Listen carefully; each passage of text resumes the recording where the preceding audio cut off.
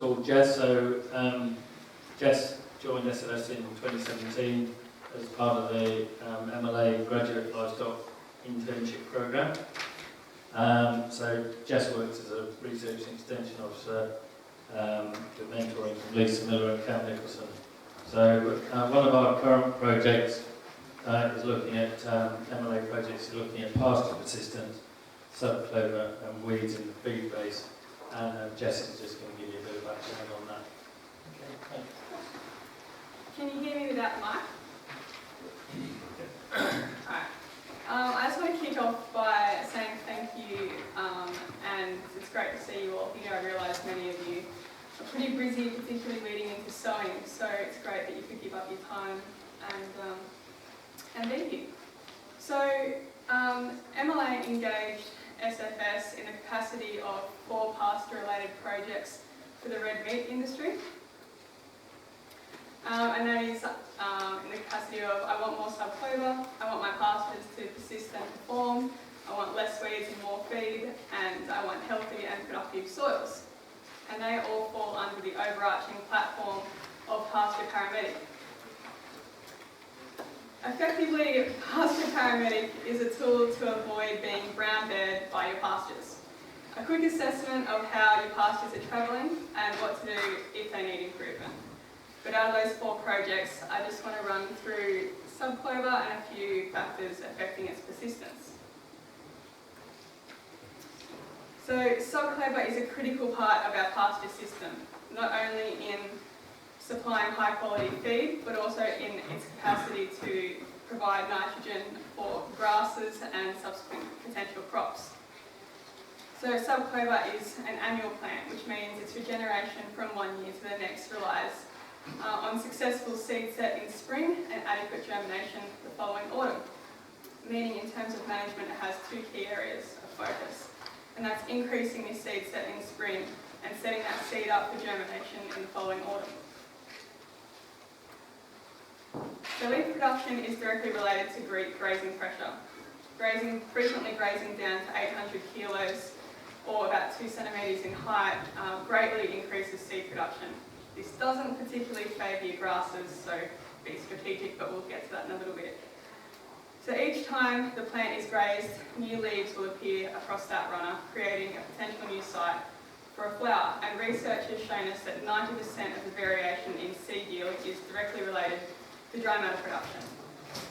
And that really hit home for me, I suppose, is an example of lawns, for instance. So it's quite often that we have subclover in our lawns, and despite our best efforts, it just keeps persisting. And the more we mow it, the more it grows, and then by spring, instead of having a nice green lush lawn, we generally have a white carpet. And that's simply because we're creating conditions that really favour subclover production. So we're keeping it short, encouraging flowers, which encourages seed. So instead of hitting you all with another terrible dad joke, I thought I'd give you all a pop quiz, and we'll just do this by a show of hands. So we're just looking at how many subclover seeds one plant can produce. So by show of hands, people who think 10 or 8, B, yep, and C. Alright, just like our school days, if in doubt, always pick C in our multiple choice. So, high quantities of subclover seed set are possible in any one year. A pasture with a composition of 30 to 40% subclover would have relied on an estimated 30 to 40%, an estimated 200 to 300 kilos of seed in that soil seed bank. And how is that done? So, one plant can have up to 5 runners. In ideal conditions, that can be as high as 7 runners. And along one runner, you generally see about 6 burrs, with each burr comprising about 3 to 4 large seeds. So a spelled plant, which we'll cover in a second, can produce up to 100 seeds. So that's pretty amazing. So during flowering, coming into late spring, reducing your grazing pressure will be suffice. It's not always practical to remove the grazing pressure, but reducing it would be advantageous. And that's just because the plant still needs light and energy to fill that growing seed, so it's still going to need that leaf surface. And this sort of becomes a bit of a balancing act. So Lax grazing will favour the grasses, which might shade out your subclover, and hard grazing could mean some of your flowers are taken off.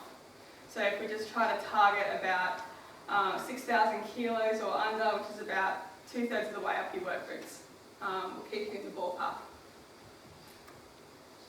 So to persist from one season to the next, subclover has two mechanisms that prevent all the seeds set in any one year from germinating. And that's in the event of false breaks, and also ensuring that there's enough seeds in the seed bank to carry through droughts, poor springs, or where subclover is grown in a one-to-one rotation with crops. And these mechanisms are hard-seededness and embryo dormancy. So hard-seededness is this impermeable seed coat which prevents the uptake of water, whereas embryo dormancy is the seed won't germinate despite it having taken up water. But I just want to talk to you about hard-seededness for now. So at the end of flowering, subclover generally has about 90% hard-seededness, but this will decline over summer. And although subclover generally has varying degrees of hard-seededness inbred into each cultivar, management can greatly influence the rate at which this breaks down. And this breakdown of hard-seededness is largely governed by temperature fluctuations, more specifically fluctuations in day and night temperature.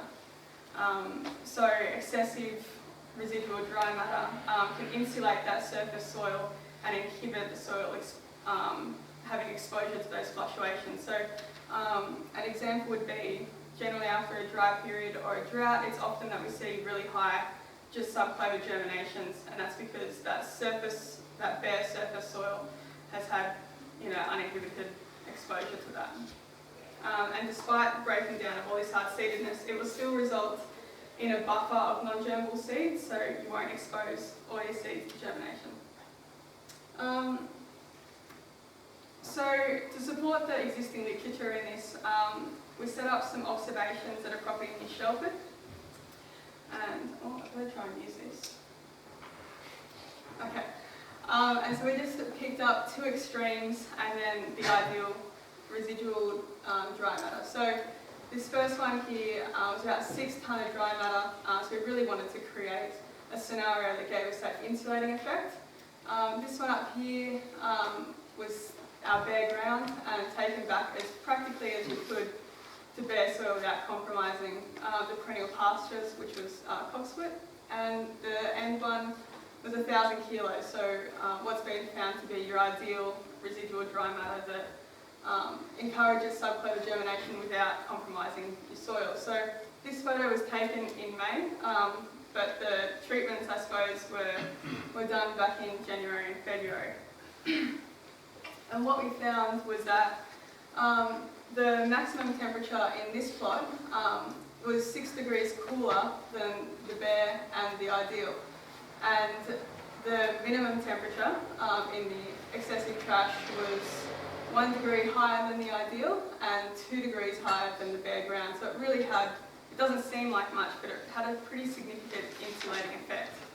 And that was evident in germination counts we done in the autumn. So that first plot in the foreground, excessive trash, had an average of 4.5 subclover plants germinate per metre square. The bare one, the one in the middle, had about 64 plants.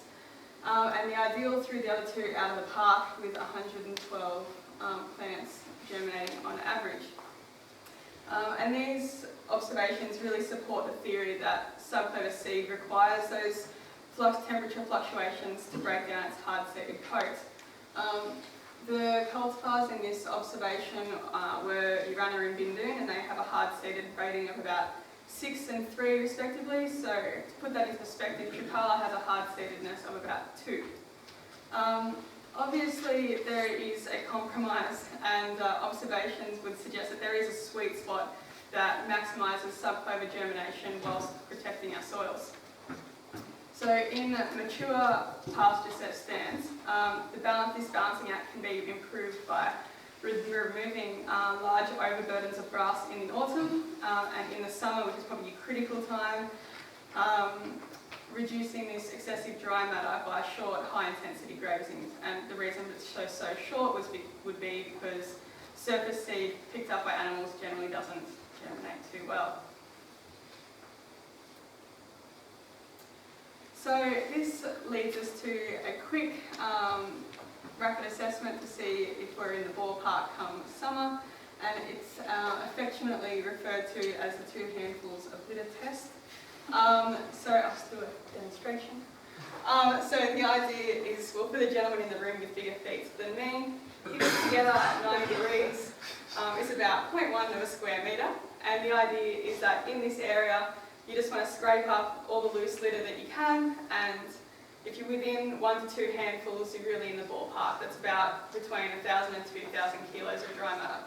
Less than 1 handful would imply potentially overgrazing and you're picking up that surface fur, and more than 2 handfuls would suggest that you're going to get that insulation effect and inhibit your subclover germination.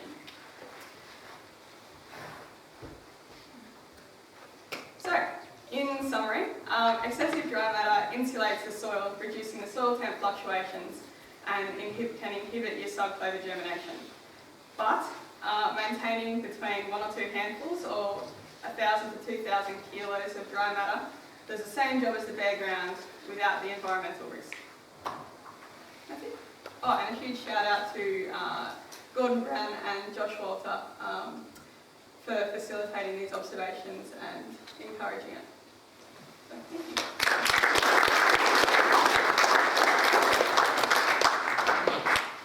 Anybody got a quick question? Jess? Yeah, I've got one, Jess. You're obviously looking for that higher germination rate of subclover. So, A, what do you think is your ideal plant numbers per square metre? And B, obviously the seeding rate from the year before influences. So how much interaction will there be between last year's seeding rate and how much trash you can leave behind? Lisa might be a better one to answer that. So my work's sort of probably a little bit isolated, but I'm happy to have a chat with you afterwards. But do you want to add anything?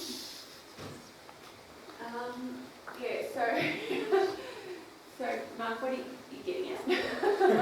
I'm getting at, can you manage your summer feed according to what's happened in the previous spring? So if you've had a very good seed set, can you bear it out more so you still have that ideal plant number? So it depends what you consider to be the ideal subclover plant metres per square metre. I think probably an ideal figure. Well, I guess it depends on if you're aiming at sort of 30% dry matter. You're probably looking at probably 20 to 30 subclover seedlings per square metre, or say not seedlings. Some of them will die out, say plants, something like that. But I mean, the whole idea of I guess if you bear out the pasture, reduce the levels down, then you'll get that fluctuation. You don't want to do it to the point that you bear it out, that you'll get erosion. So as long as you sort of, you're not leaving that trash on and allowing that sort of, those temperature fluctuations, you should get that, get that germination. Does that help? It comes back to a bit though, Mark, on your soil type, to whether the subclover can actually bury its seed or whether it's leaving most of the seed on top of the sheep are eating it. That's the other unknown feature. The work done by Pedro Evans back in the late 90s and early 2000s for good winter clover production, the more plants per square metre, the better production you got. So he was aiming 400 to 600 plants per square metre to get good winter production out of clovers. Yeah. Yeah, I think he was his stuff wasn't sort of mixed in with perennial pasture though, it was just pure stands. So I guess it depends what you're talking about.